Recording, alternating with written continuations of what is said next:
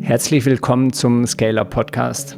Hier spreche ich mit Unternehmern und Unternehmerinnen, die in der Skalierungs- oder in der Wachstumsphase stecken, die die Skalierungsphase schon gemeistert haben, die vielleicht auch schon mal ein Unternehmen verkauft haben.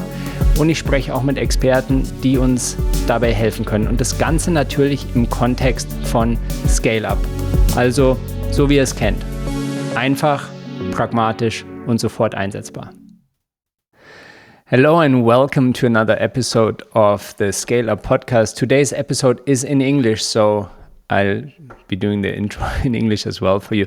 Today's guest is someone who has transformed the way leaders think and look at their numbers.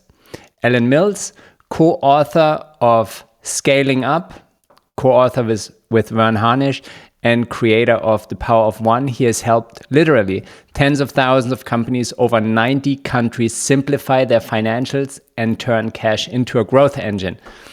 What I love about Alan is that he doesn't just teach finance, he also brings a great amount of empathy, and I think his hidden skill must be enabling people, or to speak in Patrick Lencioni's words in the 6 Types of Working Genius, his genius is enabling people because he loves the real human side to numbers as well, and he loves to enable leadership teams, CFOs, CEOs. So after listening to him, your leadership team won't just understand the financials and the story of your company, but they'll actually love the numbers. You have the chance to see Alan live. You have the chance to bring your leadership teams and understand the story of your financial numbers in one session at the Scale Up Cash Day, November 11th. And I don't know exactly when this show is aired, but until October the 10th, there is an early bird special, and you can find the link to that in the show notes. So I strongly advise secure your tickets now. Alan is absolutely amazing. And now let's get on with the show with Alan. Hi, Alan. Good afternoon, Frank, on a wonderful Friday afternoon in spring in Melbourne. Yeah. Great to speak to you. It's 8 o'clock in the morning. It will be a sunny day. It was a bit foggy this morning here in Munich.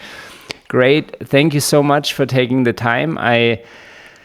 So far, I only knew you from videos. I've watched your videos on how to make, handling finances in a business easier with many of my teams, and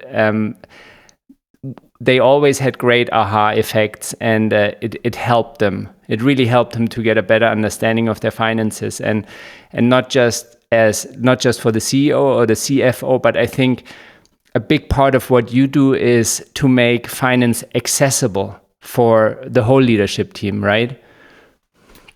And firstly, Frank, thank you for the kind words. And in real life, my hairstyle is the same. And absolutely, simplicity is about my philosophy. The numbers belong to everyone. We're not going to teach people to become accountants, but we're going to teach people to love the numbers, and it's all about improvement. That's what we want to achieve in business. Yeah. Before we dive into it, Alan, could you give usually I ask people to give a little introduction of themselves, but from you I would like to know, can you say a little bit more about your journey? Because what I found fascinating about what you do is usually when I think about someone who likes numbers, I'm thinking about someone who's a little bit more like a nerd, someone who's maybe a little bit more introvert. Yes. But you are the exact opposite. You love numbers, but you also have this very, very human side, and you bring great empathy when you work with teams, and you have such a gift for enabling people and caring that really everybody understands these numbers. So I want to get a little bit into Alan, the person. How was your journey like? Why do you combine these two forces, so to speak, like the numbers, but also this very human side, helping people through these numbers? So I'm a South African chartered accountant by training. I actually was studying medicine, and for many years later, I regretted giving up medicine because I loved it, but I got into finance.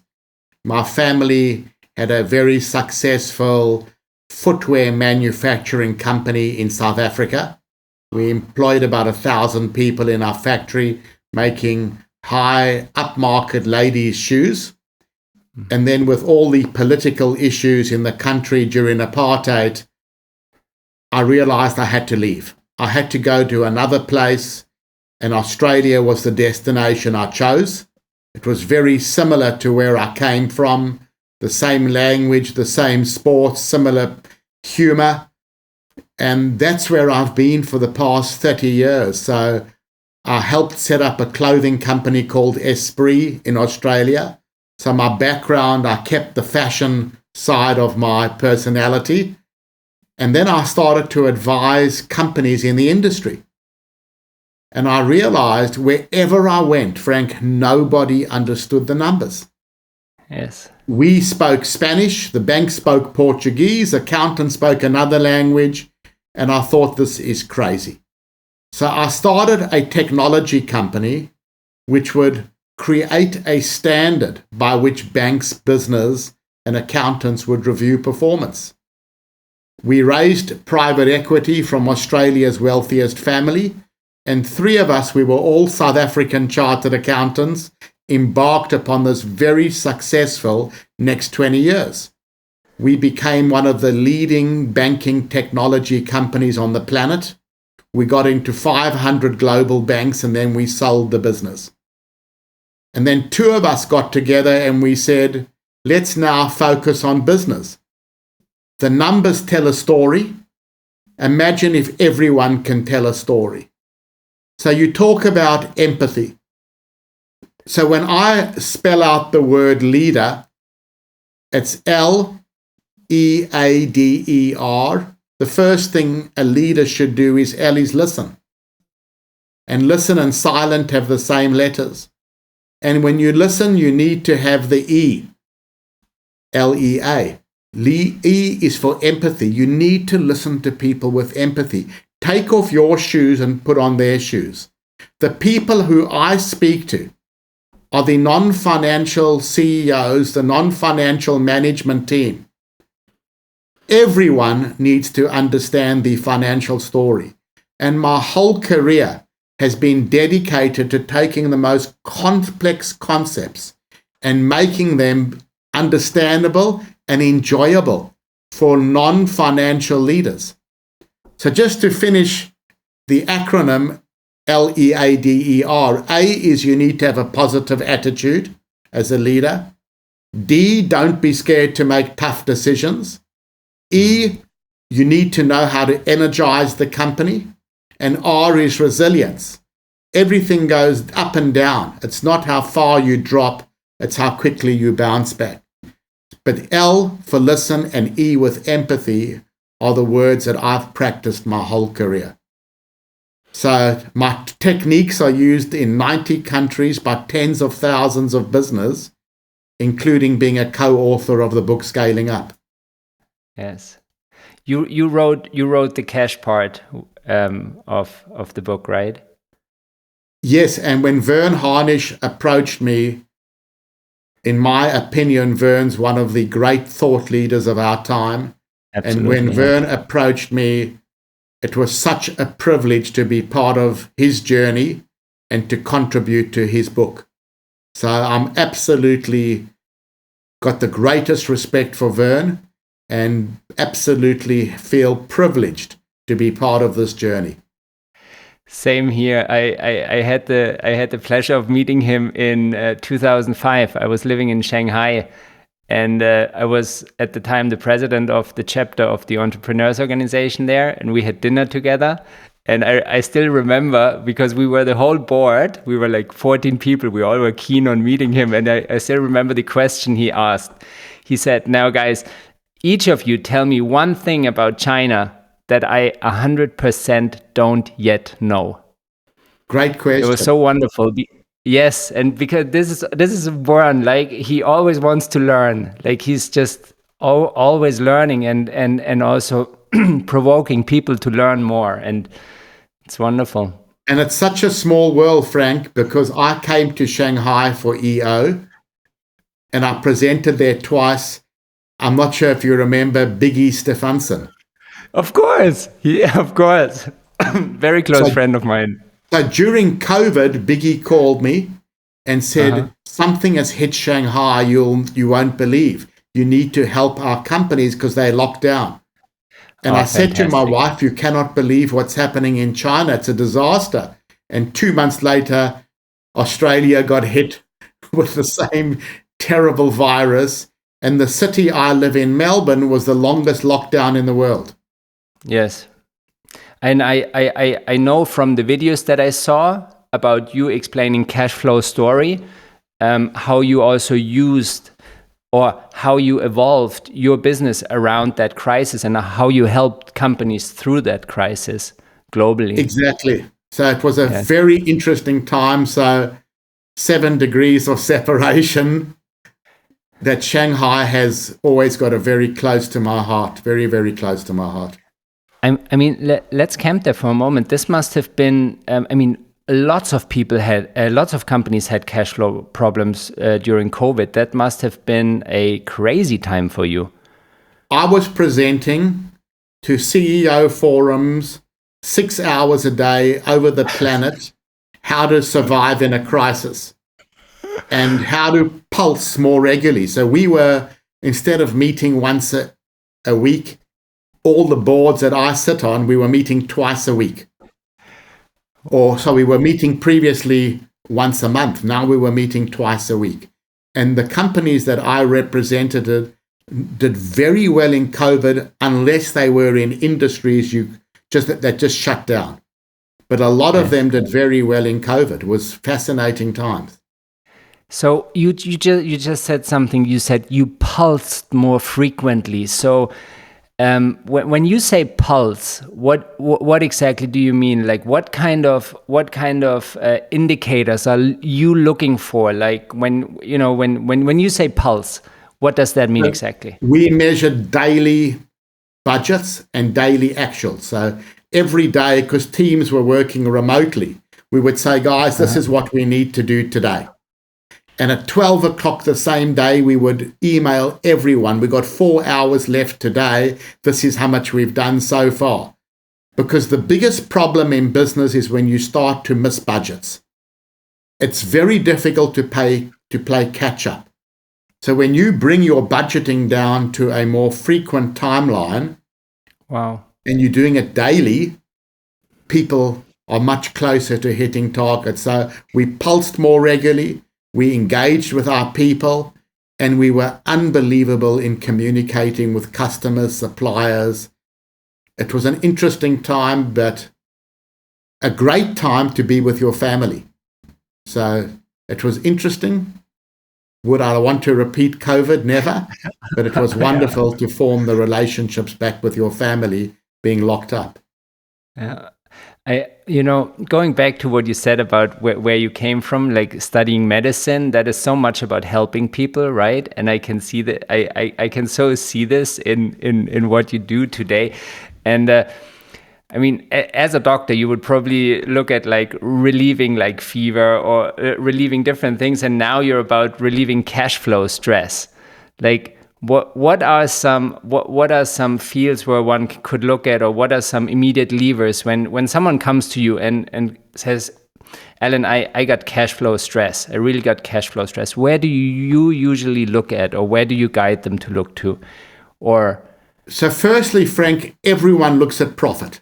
Yes. And what I say on every presentation I ever do, every board meeting that I ever attend, I start the same way. Revenue is vanity, profit is sanity, and cash is king. And everyone nods their head. And when someone sends me their board pack, their financial numbers, I look at the profit and then I say, what's the cash flow? Cash flow has been so complicated by the accounting profession, but it's in reality the most simple tool. It's the movement in all your bank accounts. Your cash in the bank, your short and long-term debt. So what I like to explain to companies is, this is your profit. There's a big difference between profit and the movement in bank accounts. Let's now work out where the money's gone. And a story of numbers is told over 4 chapters. Everyone loves chapter 1, profit. But chapter 2, which I call working capital, your receivables, your inventory, or work in progress in a service company, and how you pay suppliers, is equally important. Chapter 3 of a story is, have you invested in other parts of your business, your fixed assets, etc., and the result is cash. So a business is like reading a murder mystery. When you read a murder mystery and you read chapter 1, you never know who commits the crime. When you read chapter 1, profit, of a 4-chapter financial story, you never know what happens to your cash. So what I teach people is how to read the full story, and then there's only 7 things we can do to improve cash flow. There's only 7 financial levers. There's 4 in profit: price, volume, your margins, your overheads, and there's 3 working capital levers: how we collect, how we manage our inventory, or in a service company, how frequently we bill the work, and what terms we got with suppliers. And I call this the power of 1. How many 1% changes do we need to make in the way we're running the business to improve the profit, the cash, and the value of the company? And that is a technique anyone can understand. What do these 1% and 1-day changes do to your business? So as I said to you, it's all about simplicity.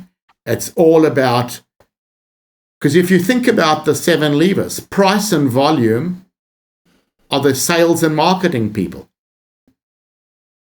Margin is impacted by your operational people. Overheads is everyone. Collections is your finance department and your sales team. Inventory is operations, and payables is finance. How can you not teach people how to play the game called make more cash when they're impacting it?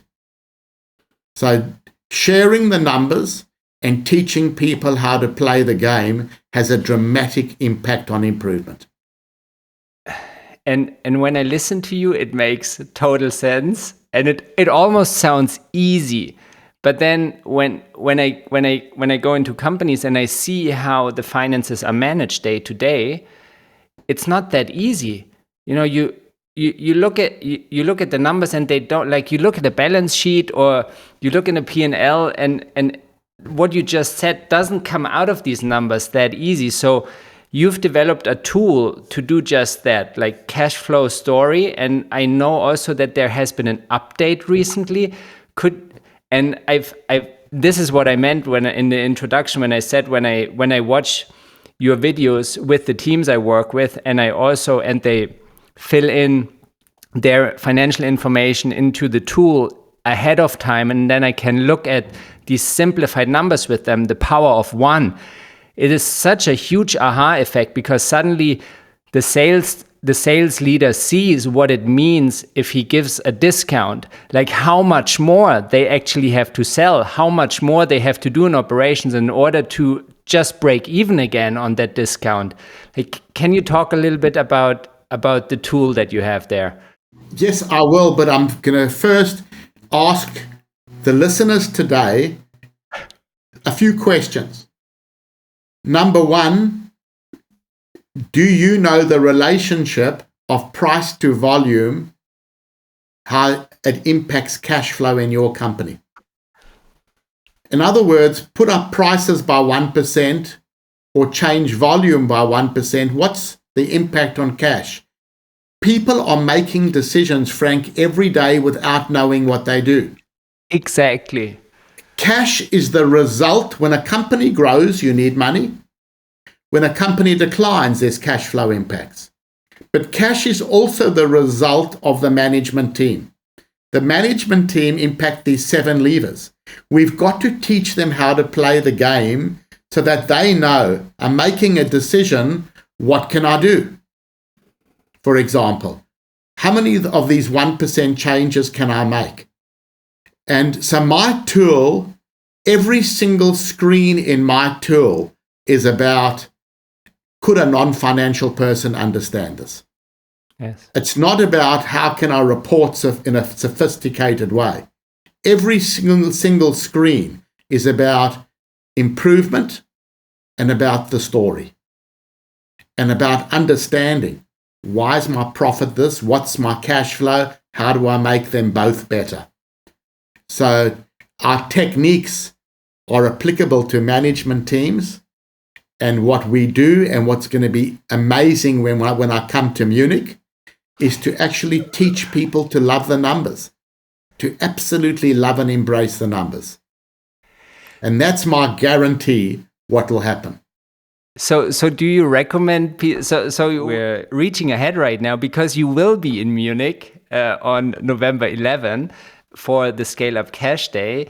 And now you say you will teach people to love their numbers. So should the CEO come, or should the CEO bring his or her whole team?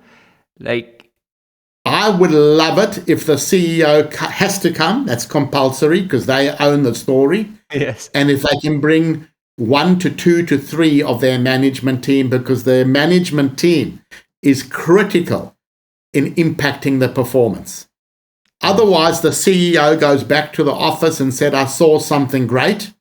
The CFO hates when someone tells them what to do, how to change their interpretation.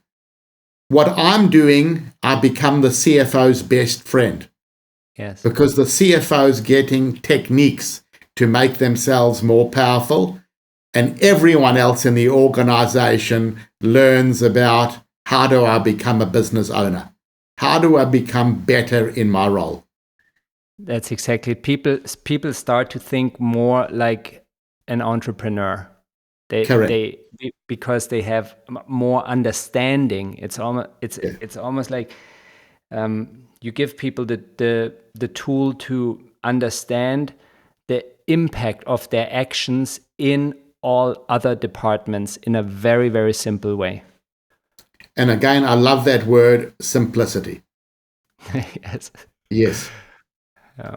Simplicity and empathy. So the whole concept is about whoever looks at the numbers. And again, I also say the traits of a leader are the ability to predict. So when I walk into a company and they say to me, this is what's going to happen next quarter, and they miss it, and they miss the quarter afterwards, I've got a problem. The next thing is ability to delegate. Get a team of A players who work for you and teach them how to play this game. And then the last is repeat, repeat, repeat. My process, once you've done it 3 or 4 quarters in a row, what does ultimate success look like? The power of one is embedded in your company. A story of numbers is told over 4 chapters, but summarized on 1 page. Everyone in the company knows where you're making and where you're losing money. Everyone knows what color code green looks like, what does success look like, and how to get there. And we've got a cash flow ladder, basically, that says, how do I become higher in the ladder for my particular product category or customer group? When you've implemented these things, the result is a significant uplift in profit, cash, and value. How long do you usually work with teams when you engage with someone? So typically on a board, I meet every quarter. Uh-huh. And again, you do this through repetition. Yes. People say to me, because most board meetings, finance is discussed last because the numbers are so complex and presented in a very, very, in a way people don't understand. after they've been exposed to my process, everyone says, I want to discuss the numbers first because that will dictate my strategy. I will see where my problem is. The numbers tell the story of what you've done. The improvement, the power of one, will impact the strategy you're going to impact or implement next. So you've got to understand the numbers before you can dive deep into other non-financial aspects. That's my opinion. Yeah. It is tricky when the CEO with the CFO or just the CEO present numbers, and then in order to have the whole leadership align behind those numbers, is a very difficult process. Especially if not everybody understands the same thing about the numbers and knows about the implications. And Frank, you are right. But the answer is you give them a process that's simple to do, and then you repeat the process. Yes. I'm not teaching people to become accountants. I'm teaching people to become storytellers and how to improve the story. Everyone around a management team needs to interpret the story in one consistent way. Yeah. And then that story is improved through the 7 levers. This is exactly the effect that I see when I work with people, that the whole leadership team goes, okay, now we understand this is, and so I can absolutely see that the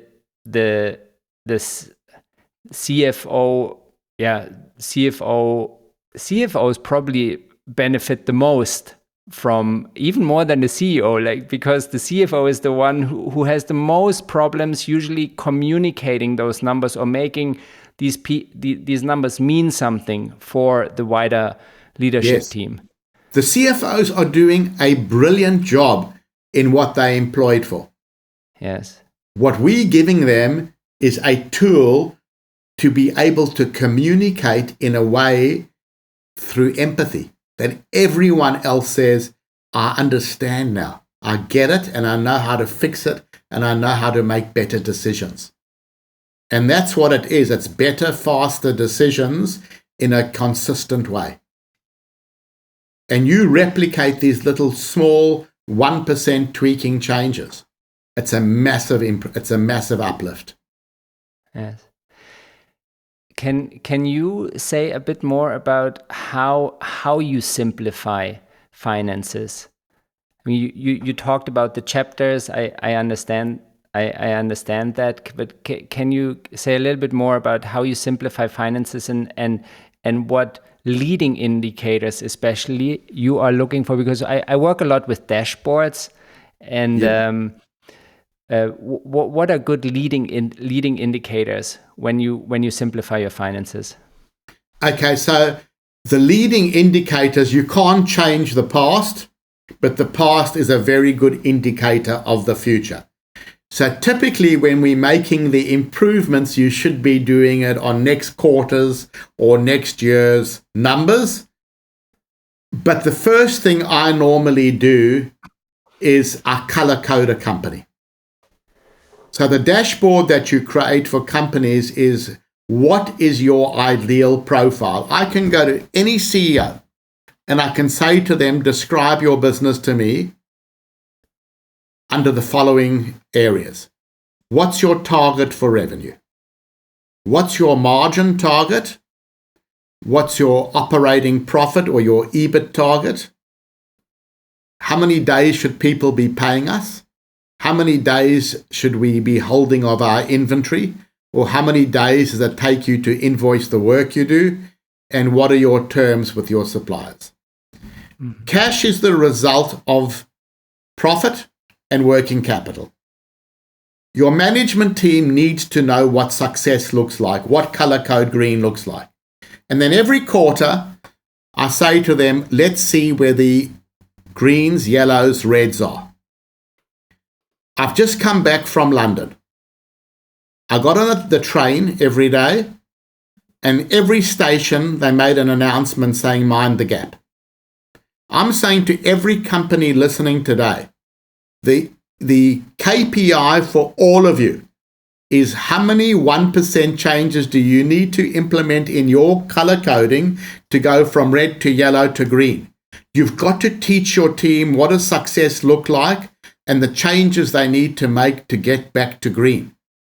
The problem is no one in a company knows what success looks like, and no one's actually looking at it in terms of, I've got 2% problem there, 4 days issues here.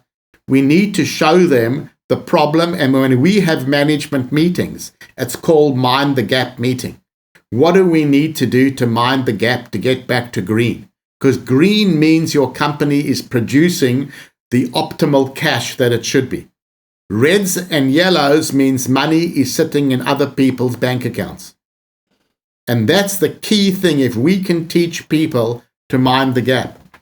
But Frank, there's a lot of concepts we need to learn, and it's difficult to do it on a podcast. I know, we're very high level right now, I know. But what people will get is a story of numbers is told over 4 chapters. The result of your story is cash.